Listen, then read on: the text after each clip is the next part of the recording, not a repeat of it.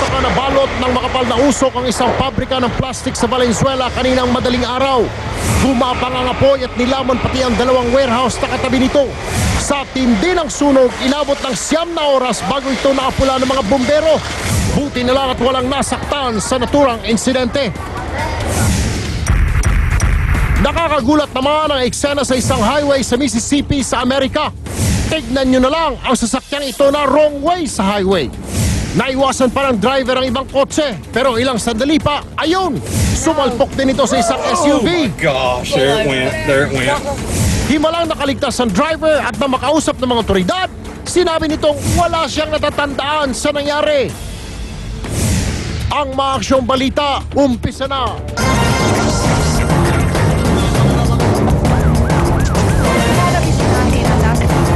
Partner, mga kapatid, simula. So whether or not sasagutin.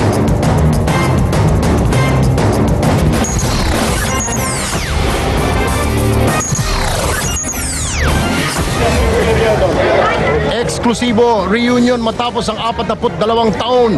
NBA legend Dennis Rodman at tatay niyang tumira na sa Pilipinas nag-reunion sa tulong ng News 5. Matandang Rodman binati pa ng NBA Hall of Famer sa court.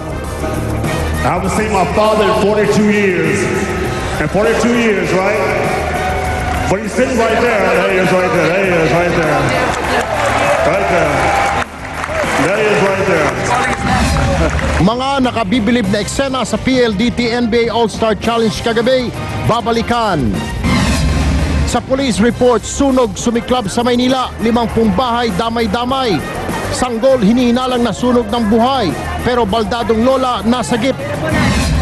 Sa aksyon exclusive, 2 lalaki sa Rizal na natagpuang sinunog ang bangkay nakapagpadala pa raw ng text sa mga kaanak nila bago nawala. PhilHealth bound sa utang, grupo ng mga pribadong ospital nagbanta, daan-daang libong miyembro, paano na nga ba? United Nationalist Alliance sina Erap at Binay, sino-sino nga ba ang mamanuking kandidato sa pagkasenador? Vice President Jejomar Binay umaarangkada pa rin ng satisfaction ratings. Rating ni Pinoy apektado kaya? Pilipinas kakasa na nga ba para depensa ng Spratlys? Talagang only in the Philippines, karamihan ng mga Pinoy importante pa raw ang load pang text kesa mga bagay gaya ng tubig at pera sa bangko, sabi ng World Bank. At mga nagagandang kandidata ng mutya ng Pilipinas rumampa. Sino nga ba ang yamado sa corona? Magandang gabi Pilipinas, araw po ng Huwebes sa 19 ng Hulyo 2012. Ako po si Erwin Tulfo. At ako naman po si Cheryl Cosim. Partner, mga kapatid, 2 bangkay natagpo ang sunog ng mga otoridad. Hinihinalang biktima po sila ng salvaging. Pero bago yan, nakapag-text pa raw ang dalawang kalalakihang ito sa kanilang mga kaanak bago nawala. Pero bago ho yan, 50 kabahayan sa Sampaloc, Maynila ang nasunog kaninang tanghali. Nakunan pa ng News 5 ang pagsagip sa isang baldadong lola na naipit sa nasusunog nilang bahay, partner. Erwin, pero ang masaklap ay hindi naman nakaligtas sa trahedya ang isang sanggol na hinihinalang nasunog ng buhay. Ikwento mo, Edison Reyes. Sa kuwang ito sa cellphone, makikitang nagtulong-tulong na ang mga bumbero at residente sa pagsagip sa 84 anyos na lola mula sa nasusunog nilang bahay sa Sampaloc, Maynila kaninang tanghali. Baldado na ang matanda kaya hindi nakalabas ang bahay mag-isa. Ernest, sa baba! Dito, Chef! Baka madundot. Humihinga pa. Nasaan? Kinailangan pang suungin ng mga residente ang mga umuusok pang bahay. Mailigtas lang ang matanda.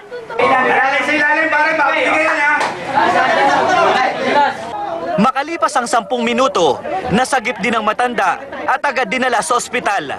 Tumagal din ang 1 oras bago napatay ang apoy. Tinatayang nasa 50 bahay ang naabo sa sunog. Mabilis din po siya natin maapula dahil made up of light construction material.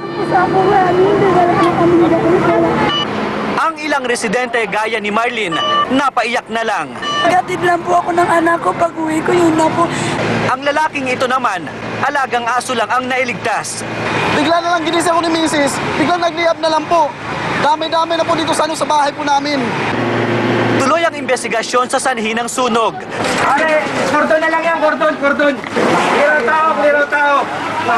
Pinaghahanap pa rin ang isang 9 buwang sanggol na hinihinalang nadamay sa nasunog nilang bahay. May inasikaso lang daw ang nanay ng sanggol at ibinilin sa tiyahin ng bata. Pero sa lakas ng apoy, hindi na nagawang balikan pa ang sanggol. Pakukunin niya po sana yung isang bata. Pagpasok niya po, malaki na po yung apoy. Ang problema, pahirapan ang paghahanap ngayon sa sanggol dahil halos abo na lang ang natira sa mga nasunog na bahay. Pansamantala namang tumuloy sa Nagtahan Bridge ang mga nasunugan.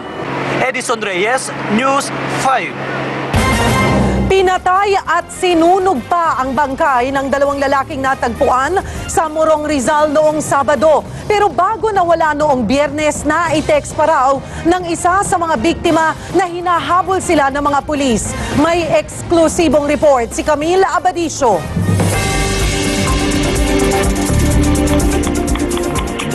Umuusok pa ang bangkay ng 2 lalaking ito nang matagpuan sa isang talahiban sa Barangay Guillermo sa Morong Rizal noong Sabado.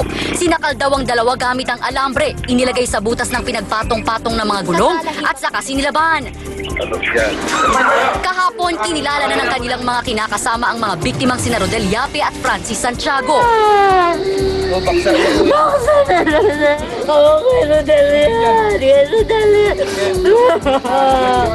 Walang tigil sa pag-iyak ang mga ginang. Ang isa, hinimatay pa. Nang mahimasmasan, naiiyak na ikinuwento ng kinakasama ni Santiago na umalis noong Biyernes ang magkabarkada para may asikasuhin sa Baras Rizal. Pero hindi na umuwi ang dalawa. Bago ito nangyari, isang nakababahalang text daw ang ipinadala ng isa sa mga biktima. Nag-text po yung asawa po, yung Rodel po, yung kasama ng asawa ko. Ano po sabi? Na hinahabol nga po raw sila ng mga pulis. Bakit daw po? May nasaksak po daw kasi yung asawa ko. Pero ayon sa Baras Police, walang dahilan para pagdudahan sila. Gagawa kami ng investigation, ng sarili naming investigation para ma-determine kung sino talaga yung kung totoong may nangyaring insidente ng saksakan dito.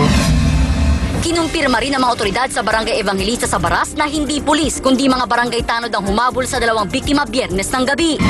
Actually po, mga tanod din po ng Barangay Evangelista pero hindi po sila naka-duty. Pagkakasabi, yun daw ay mga snatcher.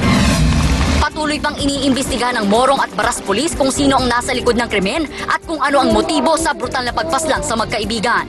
Camille Abadisio, News 5.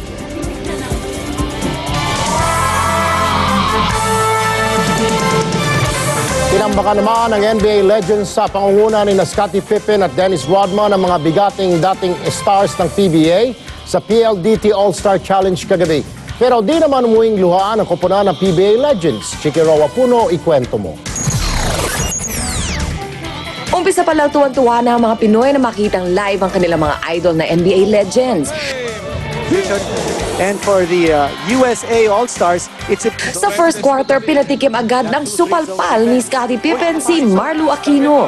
Puta tayo nabot kay Pepe, napangiti nga lang. Pero hindi naman nagpadaig si Skyscraper at bumawi ng kanyang trademark Jolens na tira. Hindi rin nawala ang mga no-look pass ni Jason Williams.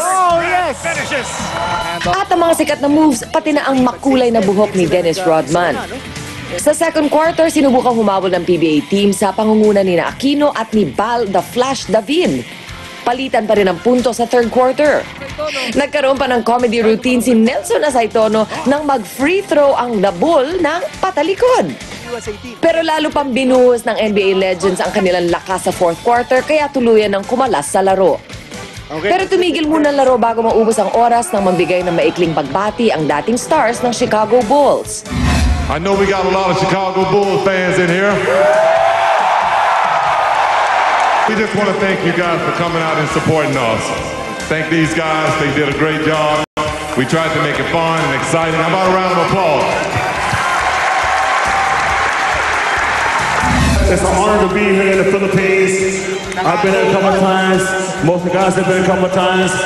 Well, just set the record straight. Let's give a hand to your national team here, the Philippine team, guys. Come on. At bago ituloy ang laro, humingi pa muna ng autographs ang PBA Legends sa mga big-time na kalaban. Ang final shot, tinira ni Scottie Pippen at umiscore para sa Pilipinas. Chicky Roa Puno, News 5. Sa kabilang dulo. Mapapanood po ang buong laro sa Lunes alas 8 ng gabi sa Active. Susunod sa aksyon, Pilipinas idadaan na nga ba sa santong paspasan ng pagdepensa sa Spratlys?